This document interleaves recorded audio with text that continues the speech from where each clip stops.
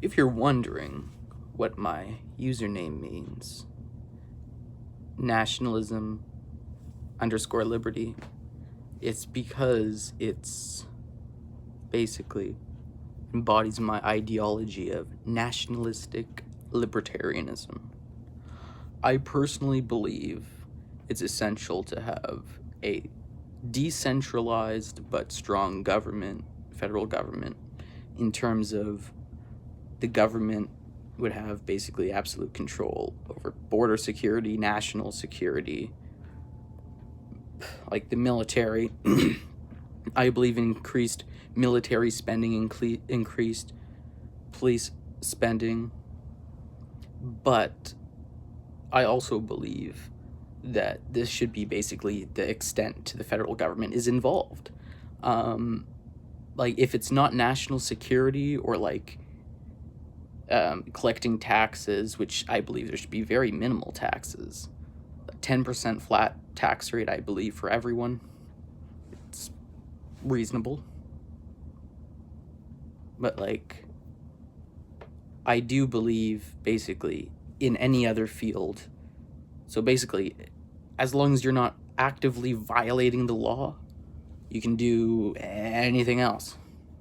Like, I personally believe in like non-lethal narcotics like marijuana, LSD, magic mushrooms should be legalized, but I believe there should be strict, harsh penalties, 10 years in jail for smuggling fentanyl.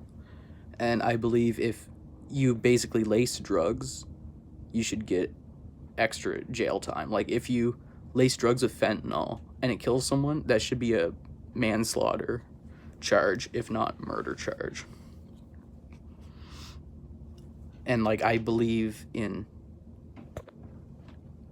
gun rights, but like, I do believe in the parts of the current Canadian system where you need to get a license. Excuse me. But like, the thing is, I believe once you get that license, you should be able to buy any gun as long as it's not a machine gun, basically. And like a second license for pistols, like any pistol whatsoever, as long as it's not a machine gun. Just so the people know you are trustworthy and you understand how to operate a handgun. I personally believe in nationalization and conscription, but very limited. Like, what I mean by nationalization is basically like the government taking control of certain industries. But I believe it only should be for national security's sake. Like, there is no reason, none, that a private company should be able to sell a grenade or a machine gun and make a profit off of that. They're profiting off of dead soldiers.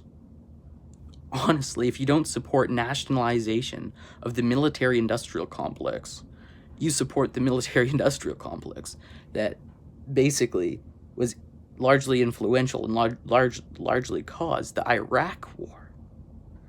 The devastating, unjust war in Iraq over so-called weapons of mass destruction, which, the only place that had any, apparently, allegedly, got hit with a fucking Tomahawk cruise missile. So, yeah, totally was a just war. Trillions of dollars of taxpayer dollars, and a lot of lives lost. Over what? I mean, Trump, I like the way Trump put it. He said, we don't even friggin' own the place. Or, like, didn't get anything out of it. Like, I believe basically the government should be able to take control of these companies because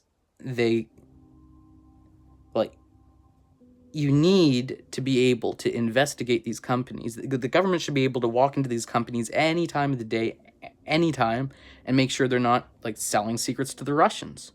I don't trust these companies. They're literally profiting off of dead heroic soldiers. how the hell can we trust them not to sell secrets to the Russians? In terms of conscription, I believe in, my ideology, I believe, is pretty moderate. I believe in a moderate form of conscription, where it would only be if, hypothetically, my country as an example, Canada, was directly invaded. Like, if American troops started pouring across the Canadian border, I would fully support conscription to defend the Canadian territories. And also, this plays into basically my stance on firearms. I basically believe it's the duty of every man to own a gun, at least a rifle. It is your duty to pick up a rifle in defense of your family and community. And this extends to the nation. If I was prime minister, I would pass a law making it very clear, like, if a foreign soldier was uninvited in this country, there'd be zero legal penalties for shooting them dead if they have a weapon on them. To encourage, defense. I believe we should have a strong military, but also as a backup, as a Canadian context, there should be a rifle behind every maple tree. Currently there's about 2 million Canadians own guns. I'd like to bring that up to 4 million. And just think about that. Say you're planning on invading a country that you hear, oh, by the way, there's 4 million people that that own guns. That is a deterrent. Also, I believe, in terms of deterrence, we should purchase American nuclear submarines, nuclear powered, not armed. It'd be basically impossible to sell nuclear weapons to the Canadian public. That would be possible. But I do believe, we need nuclear submarines. We're friggin' Canada. I mean, we have snow and ice everywhere, like in the Arctic, which we should be defending. Every single inch of the Arctic is ours. Every single inch of the Antarctic is ours. That's what I personally believe. It's snow and ice. What is Canada? Snow and ice.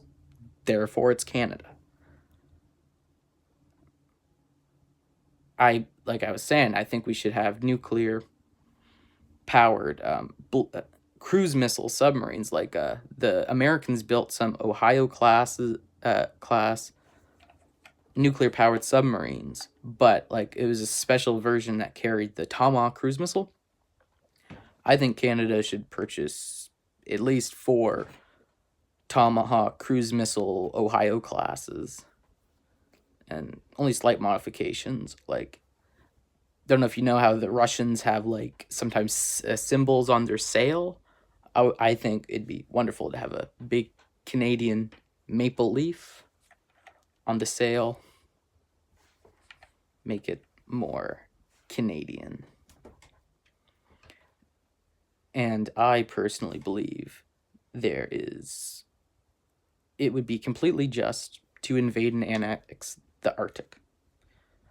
I would run on a campaign of basically national security, restoring our strong borders, strong economy, strong military, and also I would make it a part in my campaign that we will annex the Antarctic, because there's literally trillions of dollars of resources in there.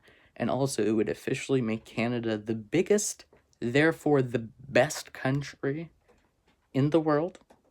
Like I said, it's just snow and ice. No one permanently lives there. There's no native people in the Arctic. I think it's perfectly reasonable to just invade and annex the Antarctic. those resources should be ours.